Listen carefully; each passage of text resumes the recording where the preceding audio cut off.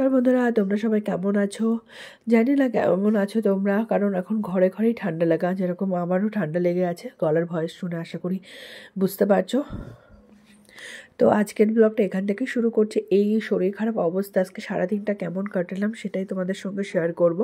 তো সকালবেলায় ঘুম থেকে উঠে ফ্রেশ হয়ে নিয়ে মায়ের জন্য আগে চাটা বানিয়ে নেবো। তোমরা তো এতদিনে বুঝেই গেছো যে সকালবেলা উঠে আবার কি কাজ আমি করি। তো চা বানানোর আগে তোমাদের একটু বাইরের সকালের পরিবেশটা দেখিয়ে দিচ্ছি। এখন হয়তো ঘুরতে 7:30 বাজে আর মেঘলা মেঘলা আকাশ। কথা বলতে খুবই কষ্ট হচ্ছে, কিন্তু কিছু তো ব্লগ শেয়ার করতে হবে না, তো তার জন্যই করা। তো বাইরের পরিবেশটা তো তোমাদের দেখিয়ে দিলাম, মেঘলা আকাশ, এখনও সূর্য ওঠেনি। আর এদিকে মেয়ের জন্য আমন্ড বাদাম ভিজিয়ে দিয়েছি, মেয়ে আর মার জন্য।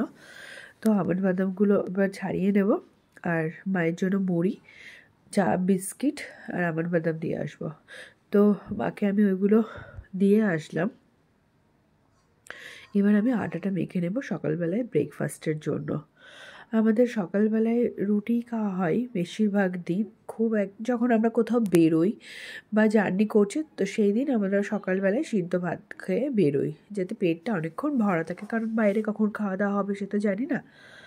তো আটা মেখে আমি এবার নিজের ড্রিঙ্কটা খেয়ে নিলাম। সকালবেলা এটা আমার খেতেই হবে, যেহেতু আমার থাইরয়েড আছে, তোমরা তো অনেকেই এখন জেনে গেছো। তার জন্য আমি ধনেপাতার জুসটা আগে খেয়ে নিলাম। আর এই ধনেপাতার জুস খেতে খেতে মাঝে মাঝে বমিও চলে আসে, কারণ ঠান্ডা লেগে আছে, তো এখন আরও বেশি হচ্ছে। তো সকালবেলায় ব্রেকফাস্টে যে রুটি 3টে, একটা মেয়ে খাবার, আর 2টো ওর পাপা, আর বেগুন ভর্তা, আর এদিকে মেয়ের জন্য একটু চিকেনের ঝোল। তো মেয়ে আবার বেগুন ভর্তা খুব একটা ভালো খায় না, ওকে তো দিয়ে আসলাম। দিয়ে এসে আবার বাড়িতে আমাদের দাদা ভাই, দিদি ভাই আর ওম আসবে, মানে আমার যা ভাসুর আর তার ছেলে। তো তাদের জন্য এই যে চিকেন আনা হয়েছে, এই চিকেনটাই রান্না করা হবে, কিন্তু কখন করবো বলতে পারছি না, কারণ ওরা কালকে আসবে।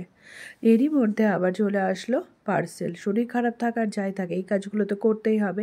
আর পার্সেলে কী ছিল সেটা তোমাদের সঙ্গে নেক্সট কোনো ভিডিওতে মানে ব্লগে শেয়ার করব। আর এইটা মাহির পার্সেল, সেজন্য ও বাড়িতে এসে করলে আশা করি ভালো হবে, কারণ ও স্কুলে গেছে। ওখান থেকে এসে এবার চান টান করে নিয়ে ফ্রেশ হয়ে নিয়েছি। আর এত কষ্ট হচ্ছে, আর আওয়াজগুলো যখন এই ব্লগটা করছি তখন শরীরের অবস্থা ভীষণই খারাপ। এখন তাও একটু গলা দিয়ে আওয়াজ বেরোচ্ছে। তো মাকে আগে দুপুরের খাবারটা দিয়ে দেবো। মূলো শাক ভাজা করেছি, আর ফুলকপি আলু দিয়ে ধনেপাতা দিয়ে ভাঙন মাছের ঝোল বানিয়েছি। তো মাকে এটা আগে দিয়ে আসবো, এসে আবার আমি নিজে খাবো। আর এই শীতকালে তো ফুলকপি আর আলু দিয়ে ধনেপাতা দিয়ে মাছের ঝোল, এ তো কমন বিষয়, আর ভালোও লাগে বেশ খেতে। হয়ে গেছে, এবার আমি একটু খাবার নিয়ে নিই। শরীরটা খুব খারাপ, খেতে পারছি না ভালো করে, তো অল্প কটাই ভাত দিয়ে খেয়ে নিই। খেতে তো হবে না। ছাদে চলে এসছি, এবার জামা কাপড় মেলা আছে, জামা কাপড়গুলো নেবো, নিয়ে নিচে যাবো। তোমরা তো দেখলে এখন আমি ছাদে, কিন্তু দুপুরবেলা খাওয়া দাওয়ার পরে মাহি স্কুল থেকে আসে, মাইকে খাইয়ে দাইয়ে আমি একটু শুয়েছিলাম, কারণ শরীরটা খুব খারাপ লাগছিলো, তাই তারপরে ঘুম থেকে উঠে এই ছাদে আসলাম। ছাদে এসে জামা কাপড়গুলো তুলবো, আর এই আকাশটা এত ভালো লাগছিলো, একদিকে চাঁদ ছিল আর একদিকে সূর্য চলে যাচ্ছে। তো এই ভাবলাম তোমাদের সঙ্গে একটু শেয়ার করি। এই টাইমটা আমি একটু ক্যামেরাবন্দি করেছিলাম, আর দেখতেও বেশ ভালো লাগে।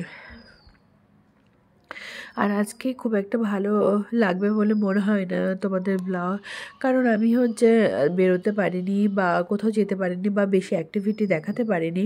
শরীরটা এত খারাপ, মানে কিছু করতে ইচ্ছা করছিল না, যেটুকু না করলে নয় সেটাই করেছে, সেটুকুই তোমাদের সঙ্গে শেয়ার করেছে। আর সবসময় ক্যামেরা হাতে নিয়ে ভিডিও করতেও ভালো লাগছিল না, সেই জন্য যতটা পেরেছি তোমাদের সঙ্গে শেয়ার করেছি। আর মাঝখানে এতটাই শরীর খারাপ লাগছিল, মানে কথা বলতে তো পারছিই না ঠিকঠাক করে।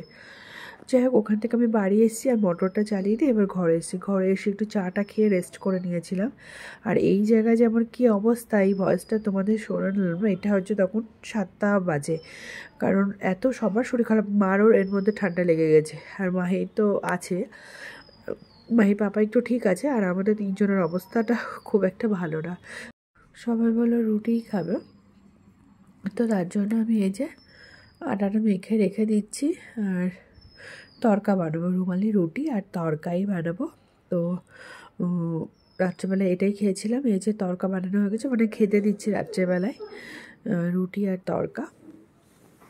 তো আজকের ব্লগটা এই ছিল, বেশি কিছু তোমাদের সঙ্গে শেয়ার করতে পারলাম না। জানি না তোমাদের কেমন লাগবে। যদি আজকের ব্লগটা তোমাদের ভালো লেগে থাকে তাহলে অবশ্যই লাইক করো, শেয়ার করো আর কমেন্ট করো।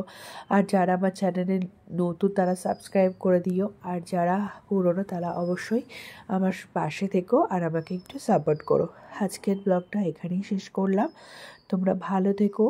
আর এখন যা ঠান্ডা পড়ছে, বাড়ির বাচ্চাদেরকে একটু সাবধানে রেখো আর নিজেরাও সাবধানে থেকো। দেখা হবে নেক্সট কোনো ব্লগে। ততক্ষণ পর্যন্ত আপনারা ভালো থাকবেন, সুস্থ থাকবেন। Thanks for watching.